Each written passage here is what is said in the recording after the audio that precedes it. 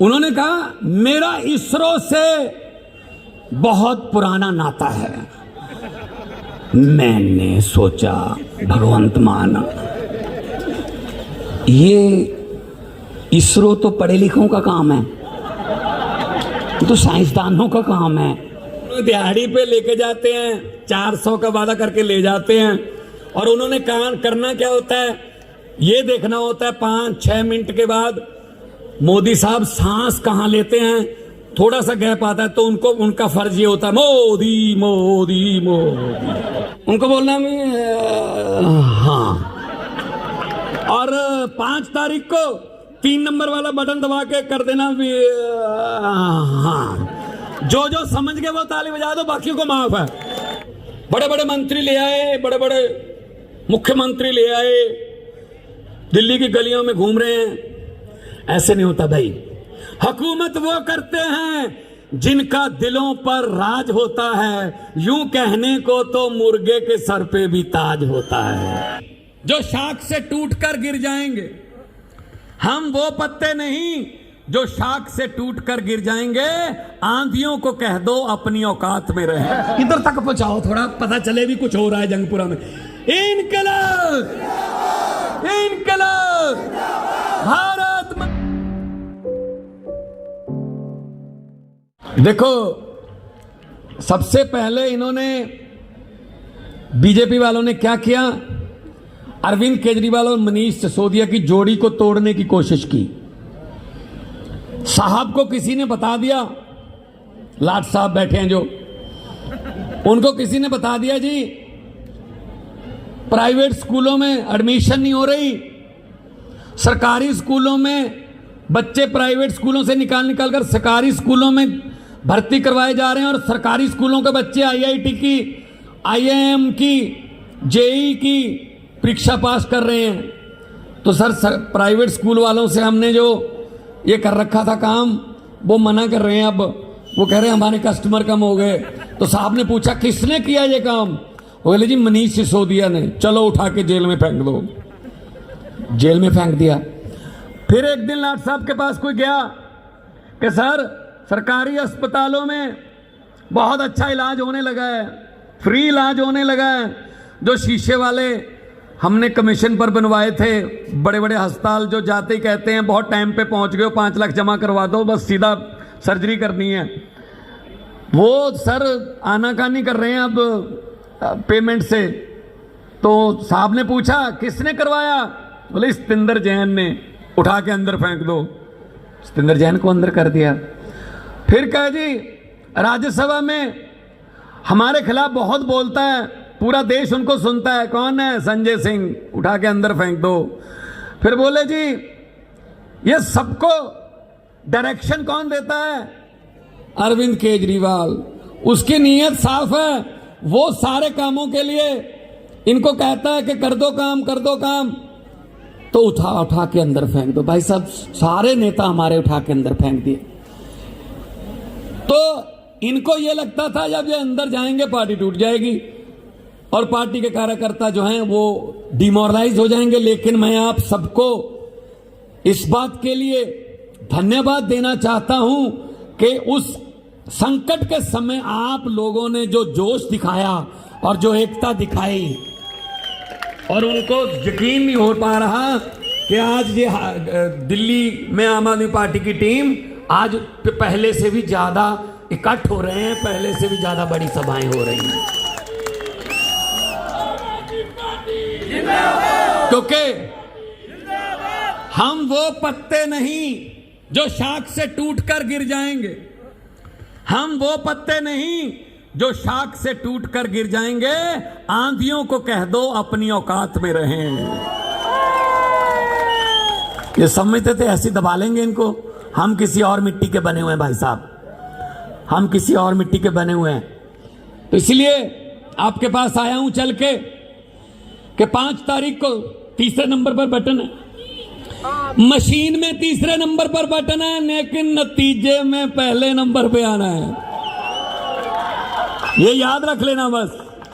Machine में आप सुबह सुबह जाओगे, भगवान का नाम लेके, वाहिगुरु का नाम लेके, नहा धो के फ्रेश होके सुबह सुबह अपने पोलिंग बूथ पे जाना, 3 नंबर बटन दबाना, मनीष भाई की फोटो भी होगी वहां, सामने चुनाव चिन्ह भी होगा, बटन दबा के सीधे ही वापस आ जाना।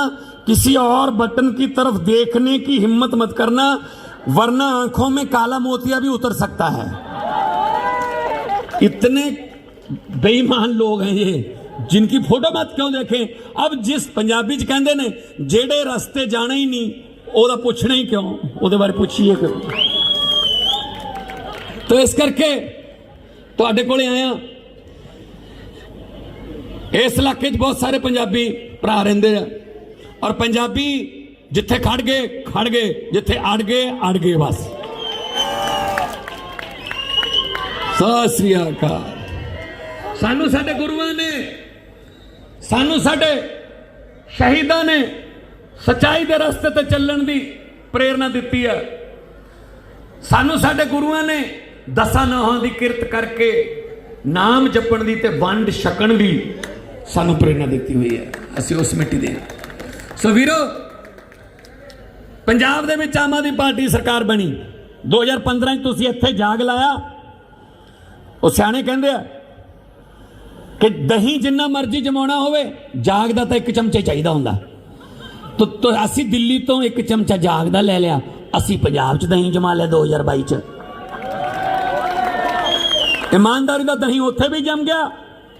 और थोड़े दोस्त मित्र रिश्तेदारियां पंजाब च होणगियां, फोन करके पूछ लो 90% घरां नूं पंजाब दे विच बिजली का बिल 0 आउंदा है ते 50,000 मुंडे कुड़ियां नूं नौकरियां दे के आ तुहाडे सामने खड़ा मैं।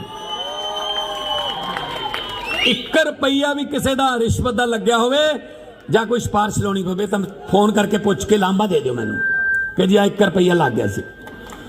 सो जो नीयत साफ होवे सब कुछ हो सकता है। अरविंद केजरीवाल ऐसा बंदा है जिसकी नीयत साफ है। हम सब चाहते तो पैसे कमा सकते थे अपने प्रोफेशन से। हम राजनीति को धंधा बनाने नहीं आए, राजनीति को हम प्रोफेशन बनाने नहीं आए। क्योंकि अरविंद केजरीवाल IRS अफसर, इनकम टैक्स के कमिश्नर, उनकी पत्नी IRS अफसर, इनकम टैक्स की कमिश्नर, दोनों मियां बीवी।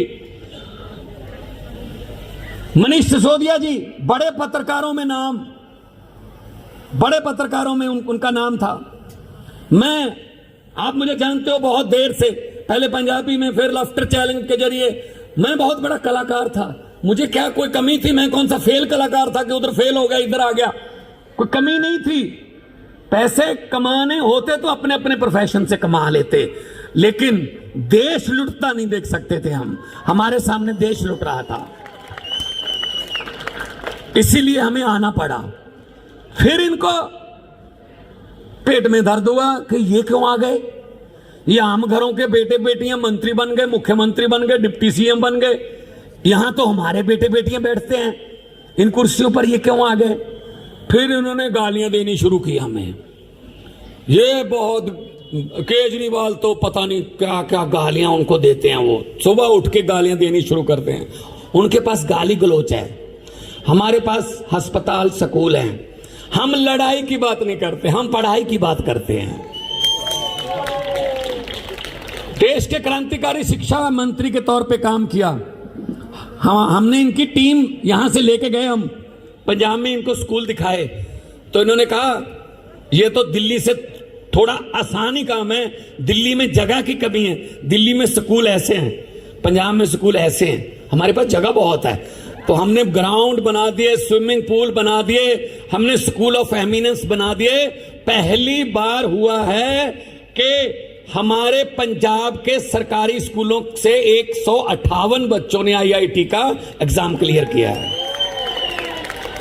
टीचरों को हम फिनलैंड, सिंगापुर वहां लेकर जाते हैं ट्रेनिंग के लिए, IIM अहमदाबाद ट्रेनिंग के लिए। और बच्चों को हम चंद्रयान 3 की लॉन्चिंग दिखवाने गए थे सरकारी बच्चों को।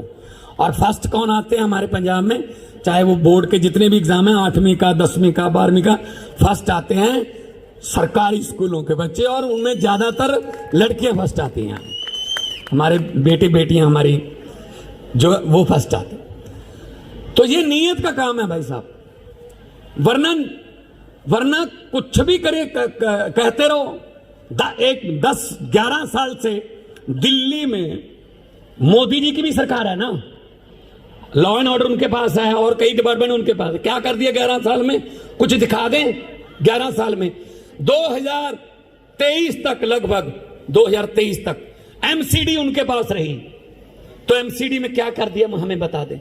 कोई मुद्दा बताने को है नहीं, बस गाली गलोच, ये आग कर देंगे, ये वो कर देंगे। ये धर्म की राजनीति करते हैं, हम नहीं करते भाई साहब। सो इसके लिए मैं कह रहा हूं, इनके पास दिखाने के लिए कुछ नहीं है, बस लड़ाई है।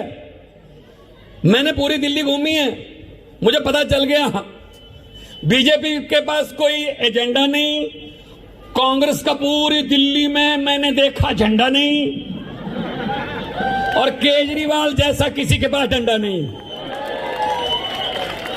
काम करवाना हो तो उसको काम करवाना आता डंडे से, चाहे धरना दें कैसे करें। तो इनका तो ये काम है भाई साहब, घूम रहे हैं, बड़े बड़े मंत्री ले आए, बड़े बड़े मुख्यमंत्री ले आए, दिल्ली की गलियों में घूम रहे हैं। ऐसे नहीं होता भाई। हुकूमत वो करते हैं जिनका दिलों पर राज होता है, यूं कहने को तो मुर्गे के सर पे भी ताज होता है। तो दिल पर राज कौन करता? केजरीवाल। और आप केजरीवाल के दिल में बसते हैं, केजरीवाल आपके दिल में बसता है। बात दिल की है भाई साहब, दिल दा मामला है, ये दिल दा मामला है, अपना दिल दा मामला है, बीजेपी का मामला ही गड़बड़ है। सो इस करके ਤੁਹਾਨੂੰ ਕਹਿਣਾ ਚਾਹਨਾ कि ਇਹਨਾਂ ਤੋਂ बचियो, ये ਆਉਣਗੇ ਤੁਹਾਡੇ ਕੋਲ। जिस तरह मनीष भाई ने कहा, ये तो इनके कोल पैसे बहुत है, बहुत पैसे हैं इनके पास, आपका ही लूटा हुआ माल है भाई साहब। तो ये आएंगे तो पैसे देंगे। मेरी हाथ जोड़ के बेनती है जंगपुरा वालों, जब ये आए मना मत करना। लक्ष्मी घर आए वापस नहीं करते, हम तो दिवाली वाले दिन वैसे दरवाजा खुला रखते हैं, लक्ष्मी आ जाए। बिना दिवाली के आ रही है तो ले लो। और ऐसा करे, काम करना, बस उनको बोलना भी हाँ, और 5 तारीख को 3 नंबर वाला बटन दबा के कर देना भी हाँ। जो समझ गए वो ताली बजा दो, बाकियों को माफ है। क्या बात है, समझदार नाका जी, समझदार नाका मनीष भाई। तो जंगपुरा की सारी संगत की तरफ से, जंगपुरा के सभी वोटरों की तरफ से मैं समझूं कि भी बस हो गया काम।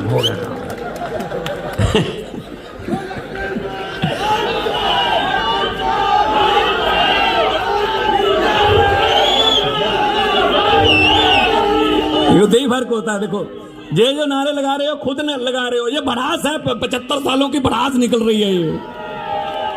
ये खुद ही लगा रहे हो नारे, दिल से लग रहे हैं। नारा दिल से जब लगता है ना तब मजा आता है। देखो,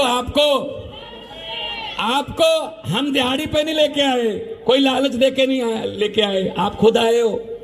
उधर देखो उनकी रैलियों में क्या होता है, उन्होंने दिहाड़ी पे लेके जाते हैं, 400 का वादा करके ले जाते हैं। और उन्होंने करना क्या होता है, ये देखना होता है 5-6 मिनट के बाद मोदी साहब सांस कहां लेते हैं, थोड़ा सा गैप आता है तो उनका फर्ज ये होता है मोदी मोदी मोदी।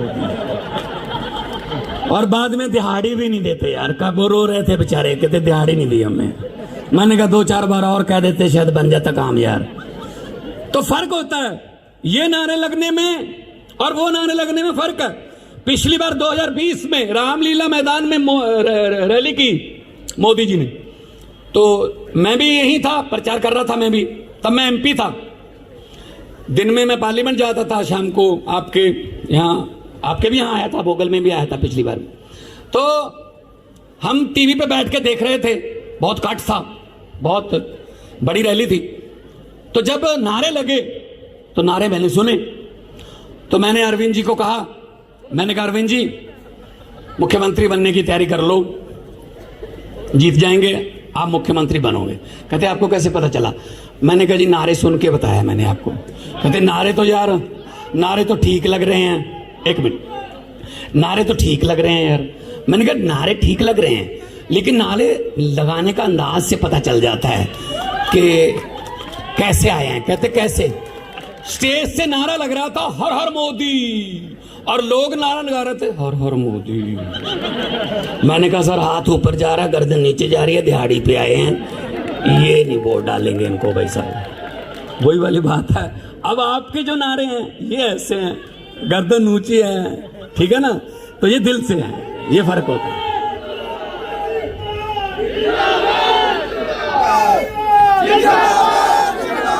तो ये बात ये नहीं है कि हमें कोई शोहरत चाहिए या कुर्सी चाहिए। मुझसे पत्रकारों ने पूछा कि जिस कुर्सी पर आप पिछले 3 साल से बैठे हो मुख्यमंत्री, इस कुर्सी पर बैठकर बड़े बड़े उनके दिमाग खराब हो गए, आपका दिमाग क्यों नहीं खराब हुआ? मैंने कहा जी फर्क सिर्फ इतना है, पहले वाले कुर्सी पर बैठकर मशहूर होते थे, मैं मशहूर होकर कुर्सी पे बैठा हूं, ये फर्क है बस।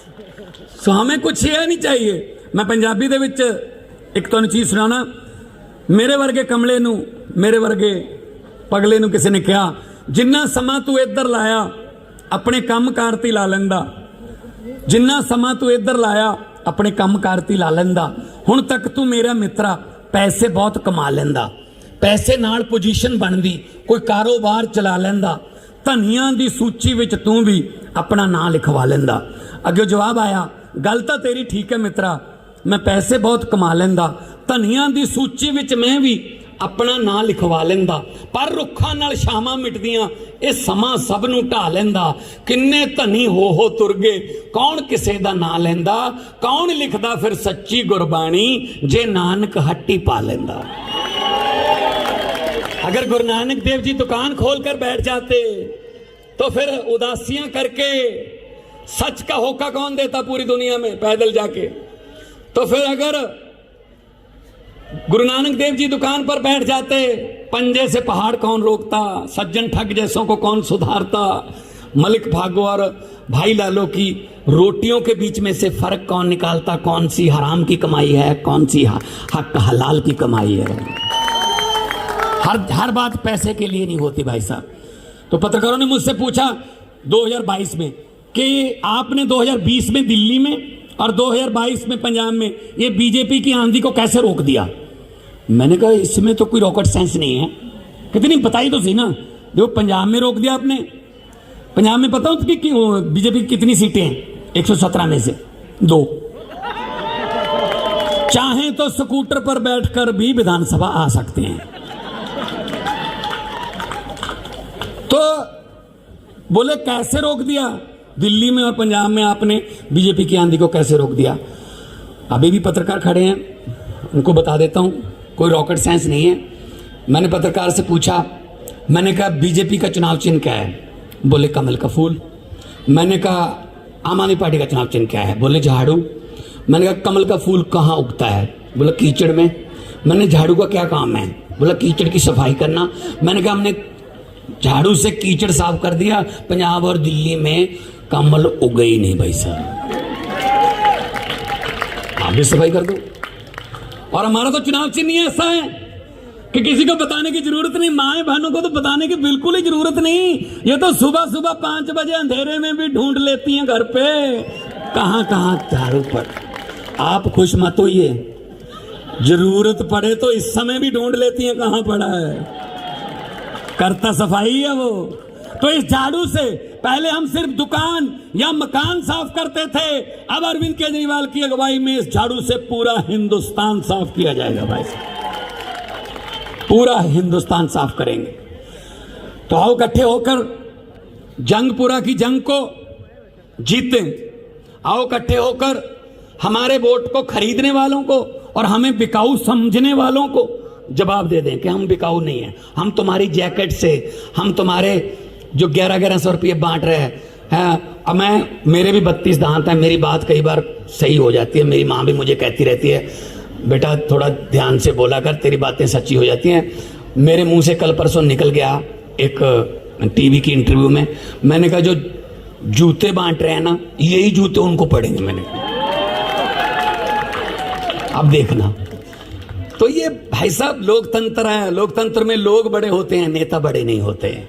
और लोग जब चाहें आदमी अर्श पर, और लोग जब चाहें आदमी फर्श पर। तो मैं ये कहने के लिए आपके पास आया हूं कि इनकी बातों में मत आना। ये बड़े बड़े वादे करते हैं। देखो पहले कहते थे अरविंद केजरीवाल फ्री की रेवड़ियां बांट रहा है, मोदी साहब कहते थे कि जी महिलाओं को बसों में फ्री कर दिया सफर, फ्री की रेवड़ी है। ये बिजली पानी मुफ्त कर दिया, फ्री की रेवड़ी है।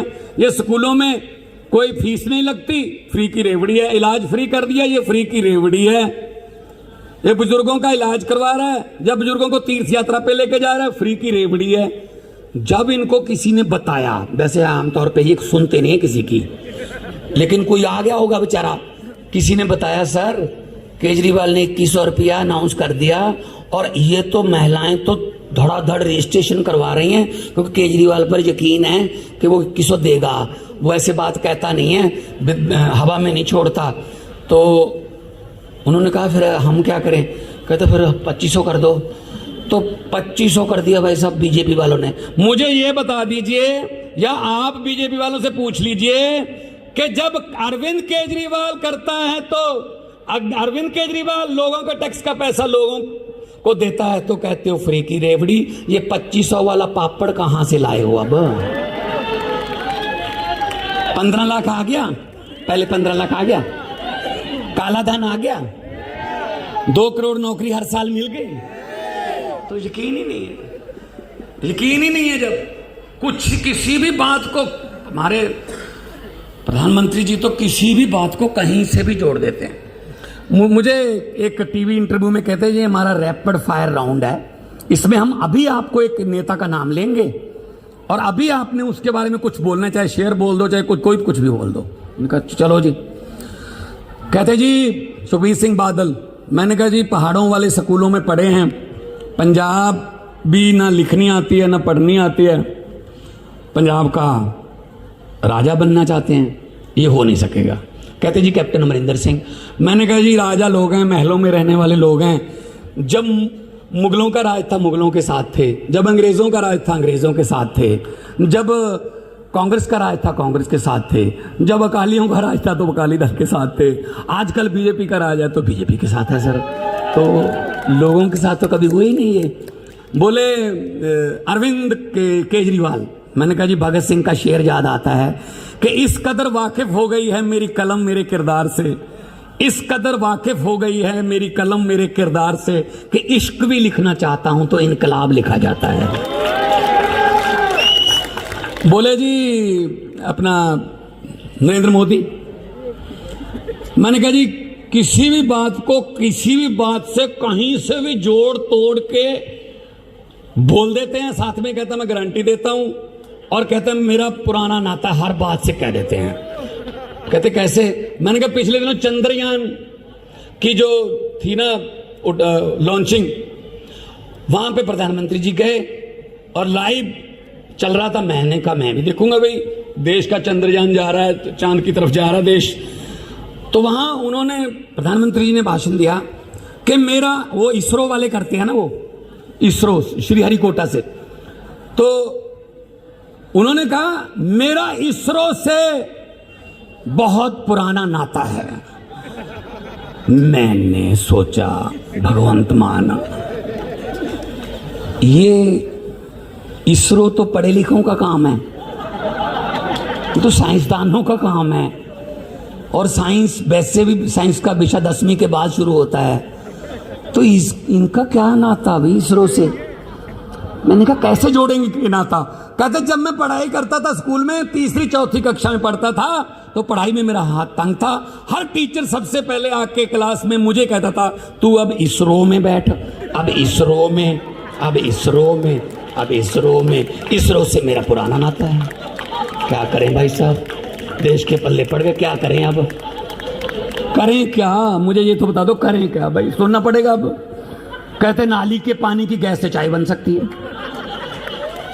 कहते बादलों में अगर जहाज उड़ा लें तो रडार काम नहीं करता। बताइए भाई साहब क्या क्या चल रहा है यार देश में। तो मैं जब उन्होंने कहा, एक सबसे मुश्किल क्वेश्चन कर दिया कि भगवंत मान अपने बारे में मैं क्या बोलूं, मैंने कहा जी अगर मैं अपने बारे में बोलना चाहूं तो यही कहूंगा, जे मैं देखा अमला बल्ले तो कुछ नहीं मेरे पल्ले, जे मैं देखा अमला बल्ले तो कुछ नहीं मेरे पल्ले, जे मैं देखा लोकां दी रहमत बल्ले तो बल्ले बल्ले बल्ले बल्ले। दोनों हाथ ऊपर उठाकर दो नारे लगा दो, इनकलाब। थोड़ा सा इधर इंडिया गेट है, इधर तक पहुंचाओ, थोड़ा पता चले भी कुछ हो रहा है जंगपुरा में। इनकलाब इनकलाब, भारत माता की बोले सोनियाल। बहुत बहुत दिल से आभार, इतने प्यार से सुना। आराम से जाइएगा, बच्चे भी हैं, बुजुर्ग भी हैं, माएँ बहनें भी हैं। लोगों को अक्सर कहते सुना है जिंदा रहे तो फिर मिलेंगे, लेकिन इस पंजाबी दिल ने कहा है मिलते रहे तो जिंदा रहेंगे। जब मर्जी बुला लेना, आपके यहाँ आते रहेंगे। बहुत बहुत मुबारक मनीष भाई को, उनकी टीम को कि इतना बड़ी सभा उन्होंने आयोजित की, मान बढ़ाया। और आज के बाद दिल्ली की, जंगपुरा की नहीं पूरी दिल्ली की हवा बदल जाएगी।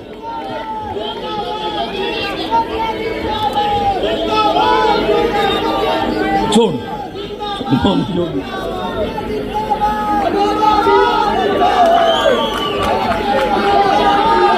खबरों में बने रहने के लिए फोरम 4 को सब्सक्राइब करें और नोटिफिकेशन पाने के लिए बेल आइकन दबाएं।